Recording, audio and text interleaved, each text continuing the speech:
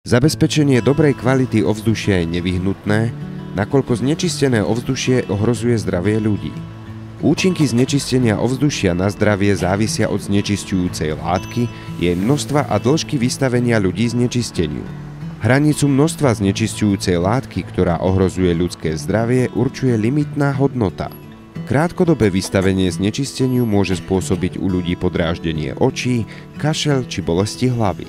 Dlhodobé vystavenie znečisteniu môže oslabiť imunitu a zvýšiť riziko infekcií. Opakované infekcie môžu viesť k zápalu priedušiek či chronickej obštrukcii pľúc. Znečistené ovzdušie môže spôsobiť srdcovo-cievne ochorenia, rakovinu, poruchy nervového systému alebo genetické zmeny.